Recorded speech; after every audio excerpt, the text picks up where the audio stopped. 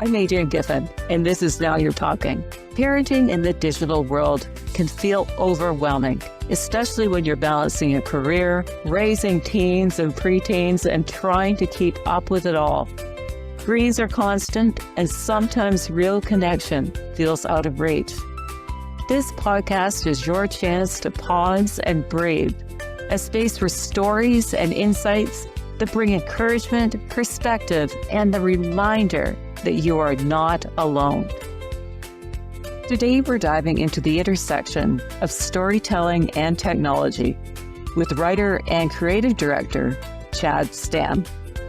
Together, we explore how AI can actually deepen human connection, what it means to raise children in a digital age, and why youth exchange and global perspectives matter more than ever. We'll talk about creativity, resistance, and the courage it takes to keep growing in a rapidly changing world. If you've ever wondered how to use tech wisely while still protecting what makes us human, let the conversations begin.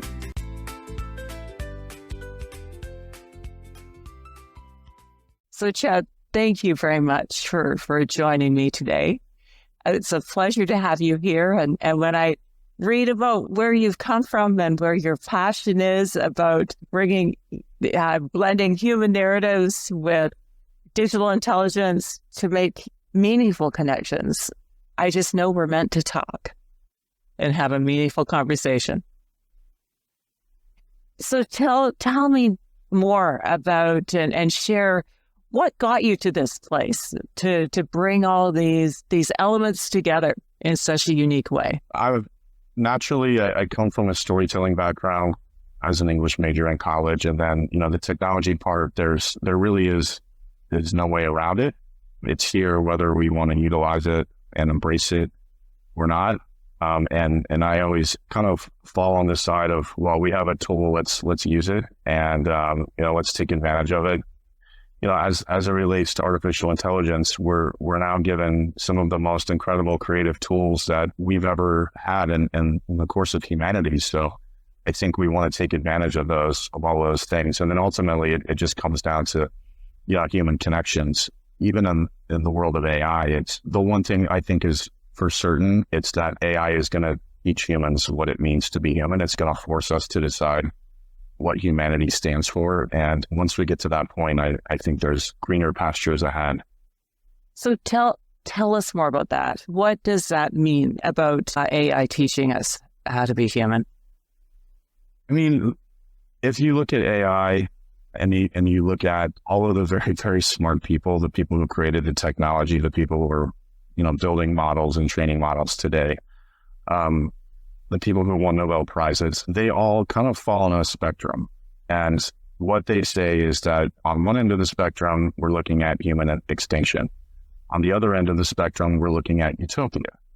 So the reality is that all of this probably is going to fall somewhere in between. And no matter where any of those very smart people fall on the spectrum, on the scale, the one thing that they all agree on is that change is going to be significant, and it's going to happen very fast. So, as it relates to, to AI and to humanity, I think we're heading into an era of potential abundance where economic systems are going to be flipped on their heads, where, work as we know it may not necessarily be work as we know it now. It may be a different type of situation where people do jobs because they sheerly want to do jobs.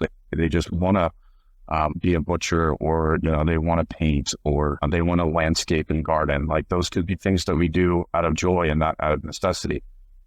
Given that, time is potentially going to look different. I think what we do with our time is really key in terms of how we see ourselves as people. And then before we spoke, you talked a little bit about scarcity and how most people work today because they have to. With AI, that could flip that on its head. That's a lot.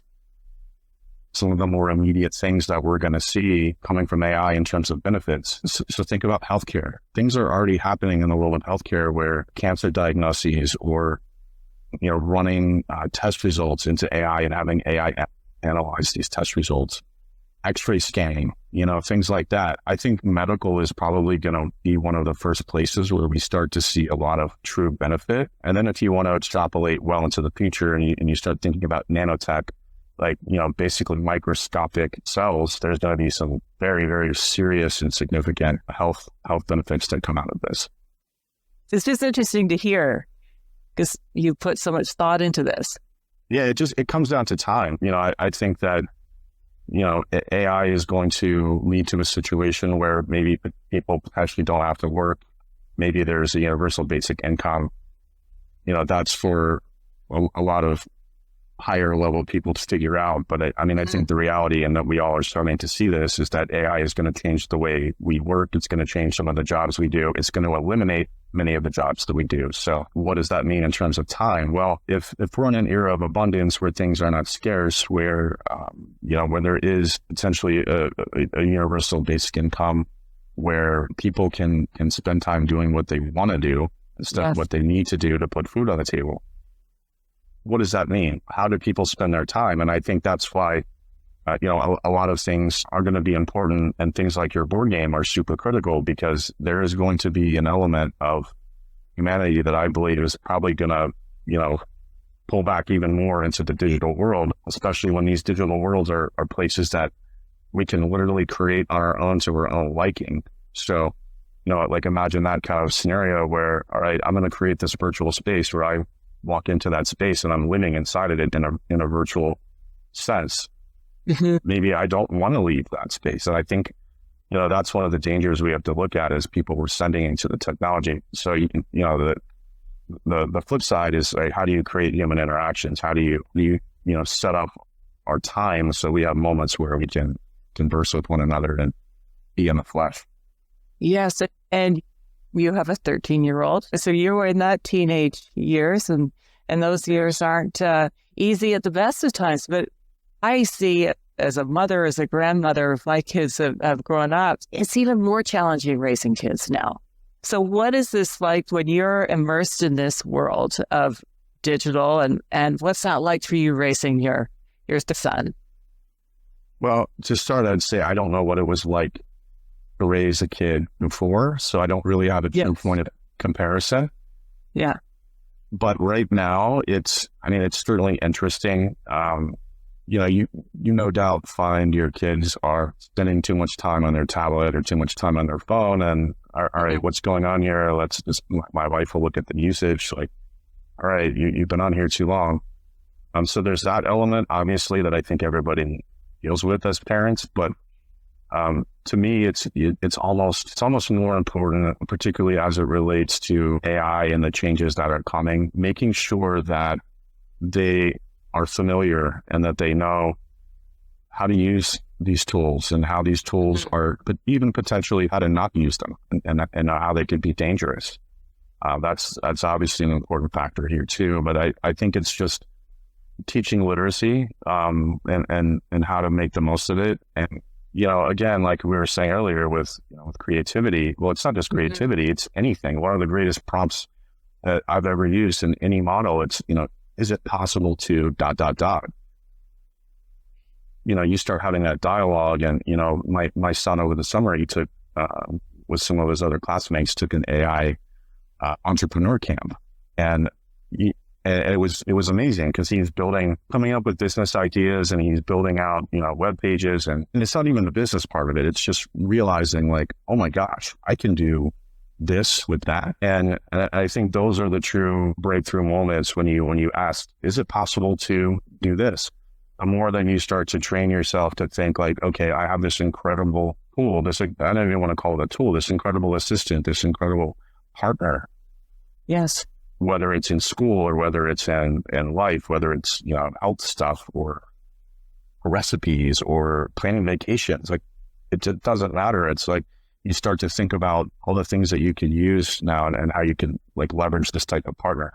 What really, for me, it's important, like with the schools, and I hate it when I hear schools that are pulling back and restricting usage, and like, no, like you can't do that. You've got to teach them how to use it and why to use it, because you can use some of these, like Notebook LM, for example. You could go and you can put a syllabus, or you can take a a research paper, and you can drop it in there and turn it into an incredible learning machine. You can gamify the knowledge. You can do so much with AI that just from a sheer learning partner, it's incredible. Wow, that's so interesting. So the people that are running the schools, they have to shift their mindset. As parents, there's going to be a shift in mindset. There's going to be new entrepreneurs that we've never even heard of the businesses that they're creating. It's exciting. It is so exciting, and I guess that's the utopia side. It's, as you said, it comes with its challenges as well. So with your son, we grew up, and you're a lot younger than I am, but when we grew up, we knew that we learned the basic math, and we used the basic English and that sort of thing. And that's what I see is there's things that could be lost as well. And what's your perspective on that? The foundational tools that we had as when we were growing up could be lost. I mean, I think for me, this kind of started during COVID, and so my son was in second grade when COVID started. And, I feel like that was honestly the sweet spot to have a kid going into that type of environment age-wise, because if you were younger and you didn't necessarily know how to read, that's a very difficult situation for, a 5-year-old, a 6-year-old to all of a sudden have to switch to a virtual learning environment. And then, conversely, on the other side of that, you get into kids that are, middle school, high school age, that are missing out on very key social years. You've seen the fallout from that as well.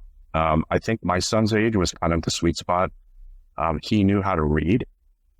He knew kind of how to control his day and what was going on. And essentially what those years taught him was to learn how to be a virtual worker in a sense. I've been working remote for the better part of the last 15 years. So it is a learned skill. There's no doubt. But he, learned how to learn. And I think that's the same with AI. I think it's less, the kids they're still learning English, they're still learning math. The way that they learn those things, though, are going to be different. And I think that's the true learning curve, is not necessarily the subjects, but learning how to learn. Yes. And in an environment where that is changing. And I think academia is one of the places that is going to be probably most impacted by AI. Yes. And make a lot of it obsolete, right? So it's interesting times. It is interesting times. And knowing what you know now as a parent, because if your son was in COVID in grade 2, there's been constant change as you've been raising your son. And so knowing what you know now, what would you do the same? And what would you do differently as a parent? Change or do anything differently. I really wouldn't. And we came out of COVID, and my son went back. His first full year was 4th grade. His teacher in 4th grade. So I'm a member of Rotary International. I don't know if anybody's ever seen the Rotary wheels, but that's been a big part of my life since actually the year my son was born. My father has been a member of Rotary since the mid 80s. But my true section, my passion of Rotary has always been the youth exchange program. So I previously lived in Colorado. We would send students all across the world, and we would receive students from all across the world. And that was a very cool exchange environment. And my son has been around, kids from all across the globe since he was very young. We've also traveled him a lot. That was one of the things that my wife and I decided, you draw your lines in the sand. Every parent has those lines in the sand. Yes. For us, it was traveling him outside of the bubble that he grew up in Colorado, and it was food. We wanted him to be a good eater. Those were two really big, important battles for us. But, I think the circling back to the story here, he's been around these kids his whole life, and his 4th grade teacher, we sent all 3 of her kids to Taiwan. And I said, Barbara, whatever you did with your son or with your kids or your sons at home, please do that with mine in the classroom. And 6 weeks into the 4th grade, my son comes home and he said, Dad, Miss Appel was talking about when they were younger as a family, they lived abroad. And he said, can we do that? I said, yes, we can. So we started like a whole family kind of research project and tried to figure out where we were going to go. And, here we are now, living in Lisbon 3 years. We were coming for 1 year. We're now in our third year here. So that's that, you talk about the change and would I do anything different? No, that's why I wouldn't. Just because I think if kids can learn how to adapt from situation to situation, and honestly, when I'm selecting an exchange student to go abroad, that is the number one skill that I'm looking for. The number one characteristic is this person adaptable? Just by the nature of all the changes that, like imagine if you're a 13, 14-year-old kid, like, you've seen a lot of change in your life compared to maybe other previous 14-year-old kids. That's for sure. So tell us more about that, the Youth International Program. I'm so interested to hear, when does that start, and do kids then get placed regularly across the world in exchange programs for? With Rotary, it goes by district. So like our district in Colorado was Denver, Boulder, up into the mountains of Breckenridge. So the districts can be different sizes. In some cases, it can be a large section of a country, but it's usually a one-to-one exchange. It's over the course of an entire school year. We'll send from Colorado, we would send one kid to Spain, and then Spain would send one kid to Colorado. And, like for me, I always got into it because I like being around international communities. So the part of Rotary International that always appealed to me specifically was the international part. As a result, I got into the youth exchange, and I wanted to be an exchange student when I was a kid. I was never afforded that opportunity, but it's always something that stuck with me that I wish I would have done. So now if I can help facilitate that for others, it's been a big part of the last decade plus for me. And I've seen how much it can change kids in positive ways, where they get perspectives that are just totally different than when they left 10 months before. And it's like you're literally seeing change in the world happen over the course of a year. Boy, that's great, because not only does that teach kids adaptability, like you said, but also resilience when they're away from what they know. And do these young people actually build it with other families? Yeah, so with Rotary, the idea is the ideal scenario, you stay with 3 different families over the course of the school year. So it's not just one family, we rotate families. And we do that for many reasons, for varied experiences, to reduce the burden on the host. But generally speaking, it works out for the best that way, because kids, they have 3 different moms and dads and families.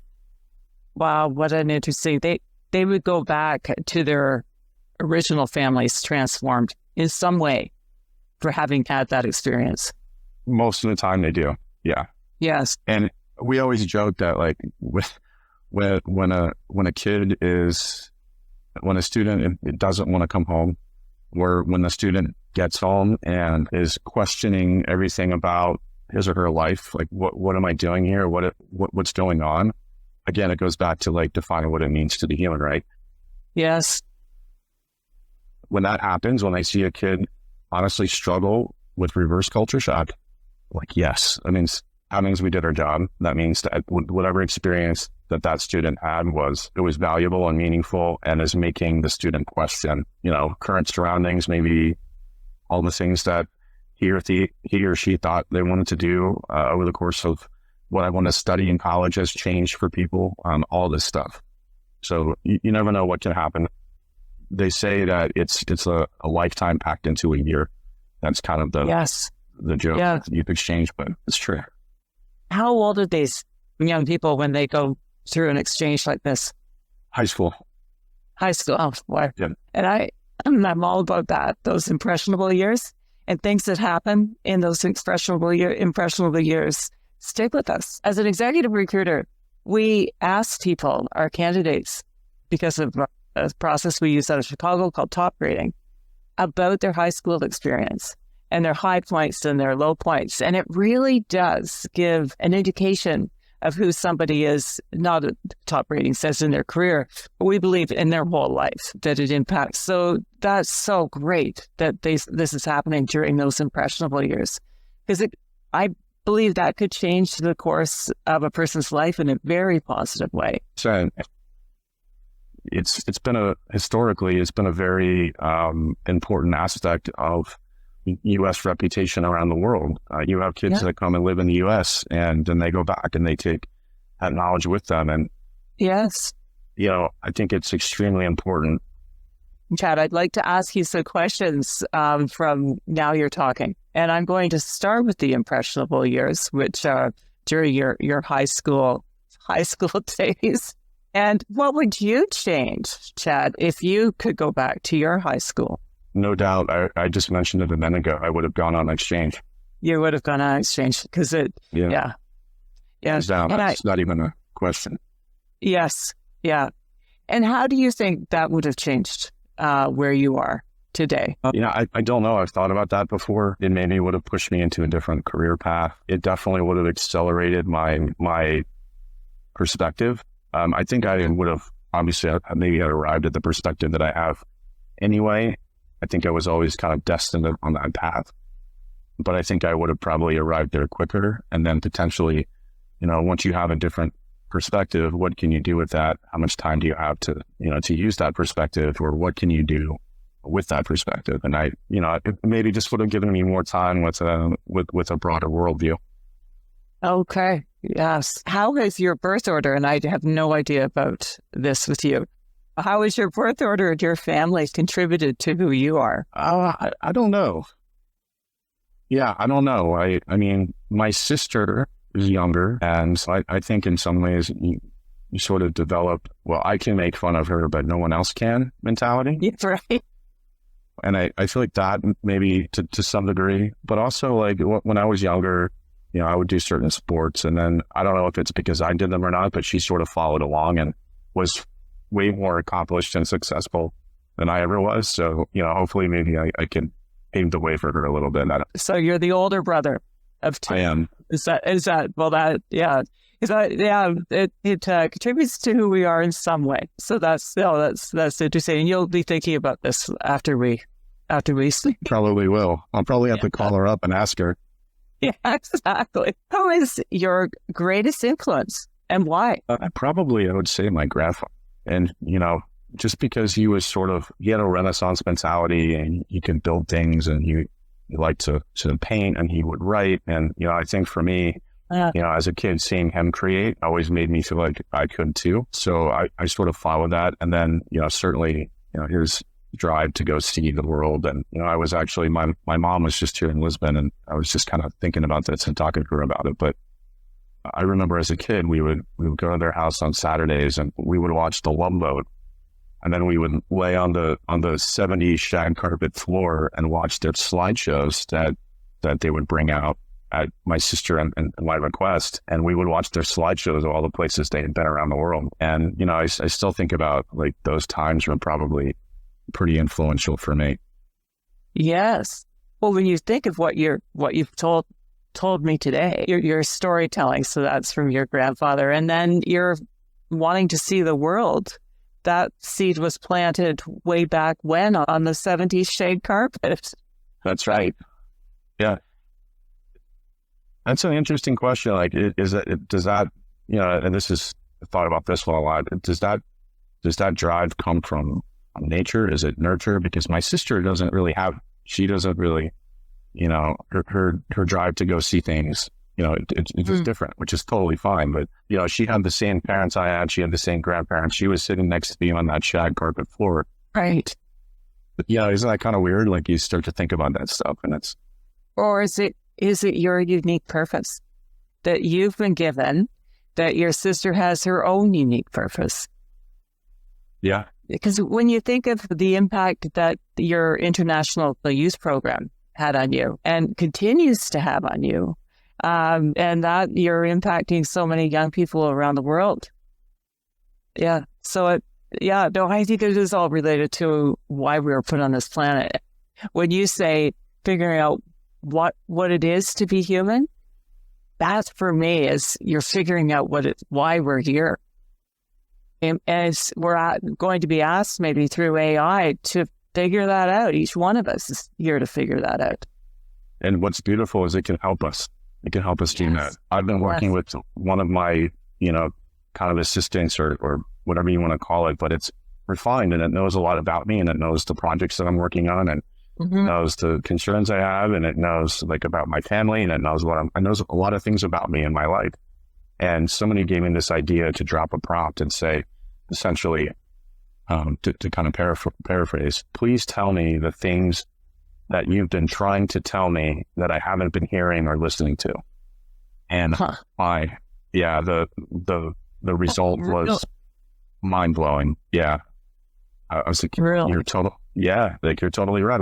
You know, and if for me it was, you know, you have too many ideas and too many things on the table, you need to focus on a couple of important ones. And I'm like, yes, you're right. I feel like I'm trying to do all this stuff, but I should be focused on, you know, maybe a couple more important things and move on. And then, you know, you get into it and it's like, it knows the things that you're doing. The perspective is pretty incredible.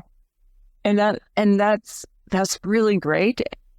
But that's, again, that spectrum, keeping that within sort of a realm where you can manage that. But if it gets out of control, like anything overdone becomes a weakness. So that too can become a weakness if you're too dependent on it. And tell me if I'm right or I'm wrong. I don't know, but I fully agree with you. So yes, but that's fascinating. What about security? Do you worry about that? Like you put your whole life out there? No, I don't. Man, I probably should be more. And it's not that I'm not careful with things, but I think maybe it comes from marketing, because 5 years ago, 10 years ago, we were in a world where if you don't want to put your information in on a form to download the ebook or whatever it might be, that's fun. You don't have to exchange your information. If you don't have to answer the questions like, you know, what is my biggest challenge? That's fine. You know, you may not get to read the ebook or to preserve security. Mm-hmm. But what ultimately happens, and I think it's going to keep happening, is that the more that whatever it is, whether it's a website, whether cookies, or whether it's AI or anything, the more that it knows about your unique challenges and situations, the more your experience is going to be curtailed to your specific needs and to your challenges. So it's kind of a trade-off, right? Yes, something knows more about you, and you know, maybe my AI knows some of the writing projects I'm working on, and is there potential for that to be out there and for it to show up in somebody's, I guess it's possible. But I think the benefit that I get from it is way higher than that risk.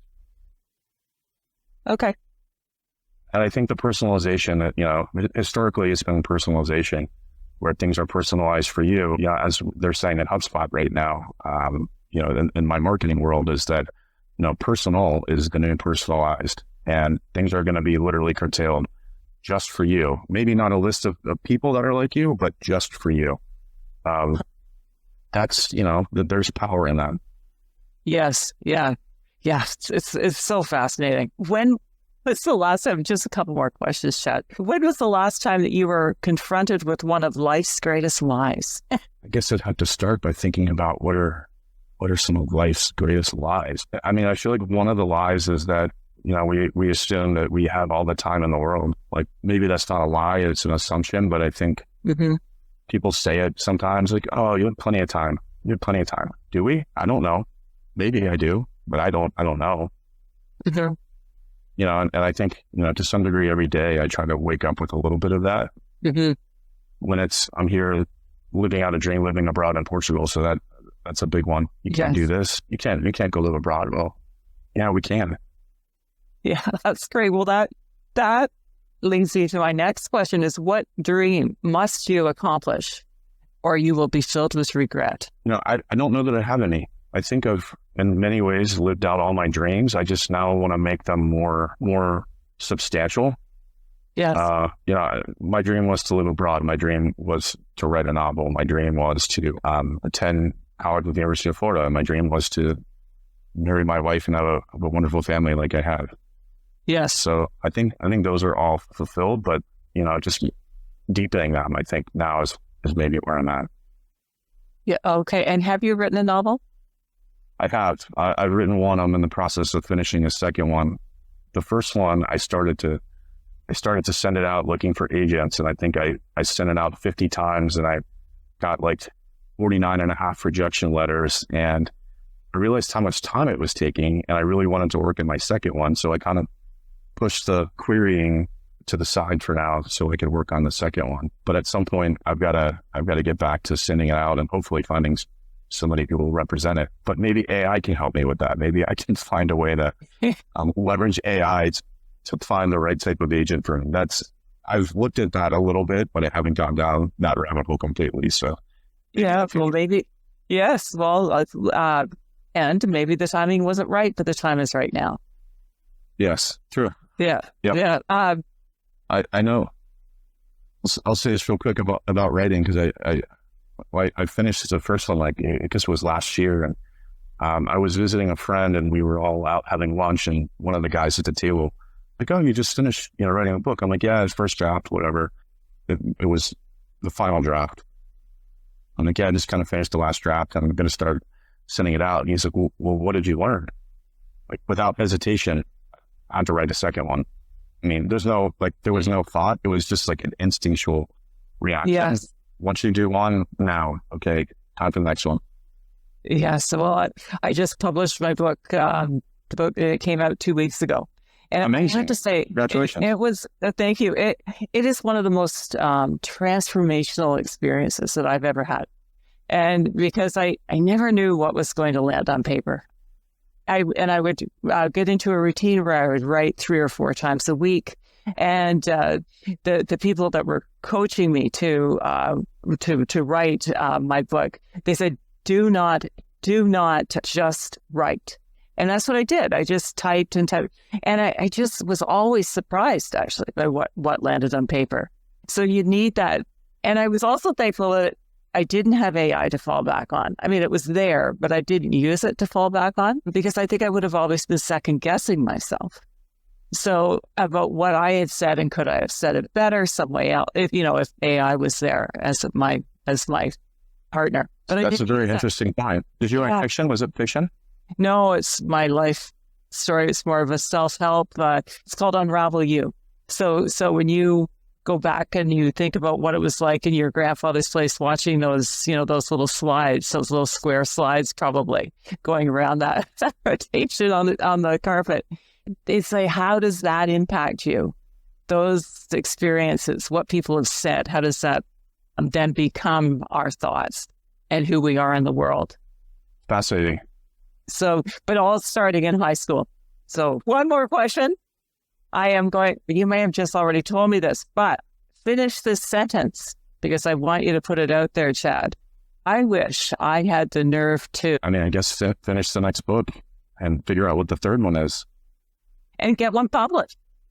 Yeah. And, the other thing too is I don't know that there's a true answer to that, because I think right now, and this is the beauty of where we're at in the world right now, and with the timing of everything is, yes, who knows what's possible, right? I think the answer to that question is probably something I haven't thought of yet, quite honestly. Yeah. Yes. Because that's where those dreams, those unfulfilled dreams, like those are things that I probably haven't thought of yet. Yes.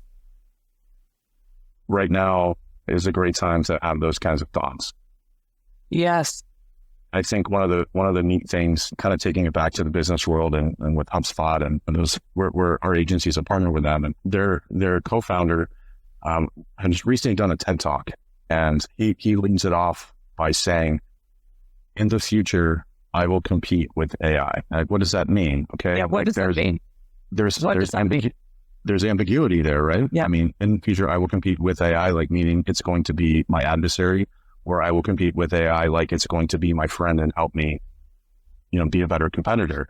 And yes. I see it as the second one clearly, but I think it's interesting times, and I think to have that ability, to take his other point that he always says, the most important trait that anybody can have right now in business, and I extrapolate this to life in general, is to be curious and yes. go and sit down with AI, or even if it's not AI, just be curious. Like go learn something and go ask if something's possible. Go ask if there's any way I can do this. Help me do this. I want to write a book. Help me. What are the steps I need to take to write a book, or whatever it is? It's all possible. It's all right there for us. Yes. Yeah. Oh, well, thank you for sharing that. So what are some words of wisdom from your perspective that you can share with people who are listening to this podcast, parents of teens and preteens, but also from your business perspective and how you see the world? Well, I'm going to actually flip it back to your board game. One of the cool concepts about the game that I could tell would probably be the part that I most enjoy was when you're selecting your value cards, right? So yes. I think everybody should figure out like really what their values are. What are the things that I stand for? What are the things that matter to me? Put them on a document. Take that document and put it into AI and save it. So when you're working on projects or working on something, it knows what your values are. And, you could say, please help me come up with an idea to do X, Y, and Z, keeping in mind my core values. So I think that's a piece of advice I would give is know what those values are. And then going back to what Dharmesh Shah said at HubSpot, be curious. It's be curious to do the things that, you want to do, to ask the questions that you want the answers to ask if it's possible. And then I guess if there's a third one, are you familiar with Stephen Pressfield? No. Stephen Pressfield, he wrote a book called The War of Art, and it's absolutely fantastic. You can grab it. It's very short. You could read a section each morning, almost like a page a day calendar kind of thing. But he always talks about resistance with a capital R, and the things that, when you want to do something, when you're trying to accomplish something, whether, you just wrote a book, I'm sure there are many days you sat down and felt that resistance with a capital R, right? Like, I'm not doing this today. And I've got dishes to clean, or I've got to take the dog for a walk, or I got to, whatever it is, Or I'm afraid. I'm afraid to put it out in the world. Yes. I'm afraid it's not good enough. Like, these words aren't there, all of those things like that, that's capital R resistance that, Stephen Pressfield always talks about. And I think the third thing would just be recognizing that and knowing that it's in the room and saying, okay, you're here. I don't care. I'm going to do this anyway. And, just having the courage to sort of stand up to the resistance. And, as he says, the bigger the resistance levels are, the bigger the project and the more meaningful project that you're working on, and the more that you're supposed to be doing that project. So. Great words to live by. Well, thank you very much for joining me today. And I'm sure people who are listening will have lots of things to think about after our conversation today. I enjoyed it as well. It's always nice to talk to people who like to talk about important things. Well, thank you very much. It's been great having you here. Thank you so much.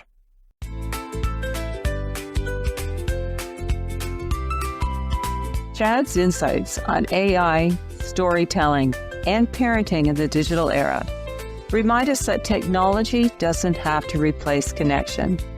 It can enhance it when we use it intentionally. If this conversation sparked ideas about creativity, growth, or raising kids with curiosity, please subscribe, rate, and share this podcast so more families can find these conversations.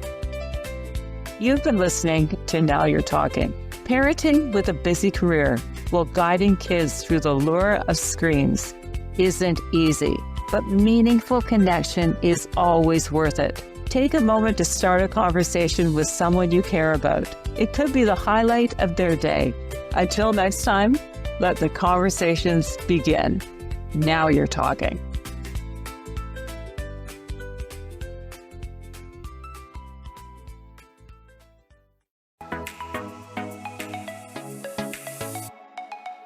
I'm Michelle Abraham, and we are honored to have Adrienne Giffen's Now You're Talking podcast on our High Vibe Podcast Network.